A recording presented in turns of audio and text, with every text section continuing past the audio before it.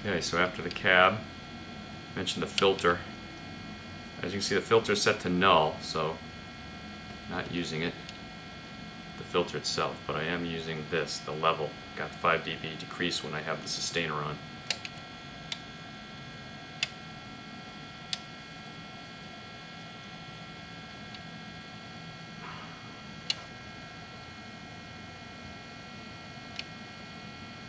Go to the delay, mono. There's the 405 milliseconds. Feedback, 35%, dotted eighth note.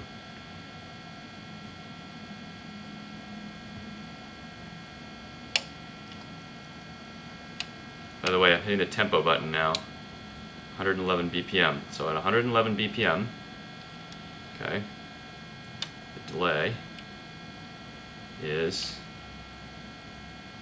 at a dotted eighth note there on the fourth line. It turns out you get 405 milliseconds. That's being calculated by the XFX. I'm actually setting the tempo to a dotted eighth at 111 BPM, and there's the time. Let's go to the next page. Modulation, always important. I use the triangle because that's what the STD 3000 Korg, I think, uses a triangle model. I always set the tempo such that the rate comes out between 4.5 and 5 hertz, roughly. That's about what I do for all the songs. 39% depth.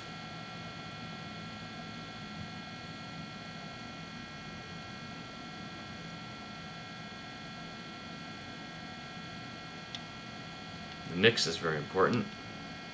I'm pretty high on the mix here, 44.5. Level, I actually increase the level just to balance out the volumes when I turn the delay off. When I turn the delay on in the axe, it seems to bring the levels down just a little bit. That's not a big deal.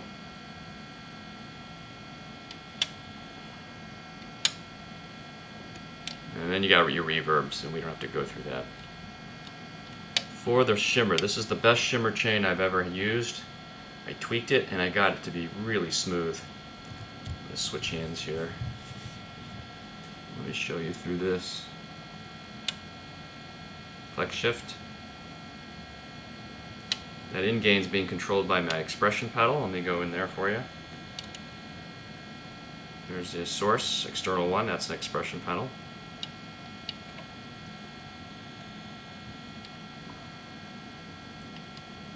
Master level.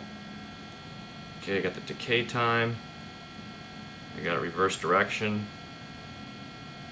And here's the shifts. So shift 2 and delays 2 and 4 shifted up 1 octave. Numbers 1 and 3 are normal. A slight bit of detuning there. And here are the times, 96, 175, 300, and 425.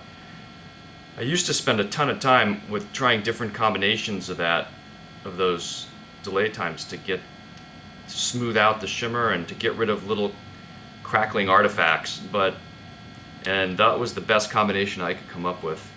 But it still wasn't perfect, and the way I smoothed it out was to turn the reverb up. I'll get to that in a minute. There's my multi-delay settings.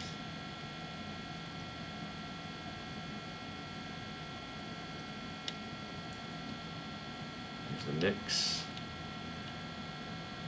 Good high in the mix. Just want all the shimmer to come out essentially. This is just down -1 because I was doing some minor volume level tweaking.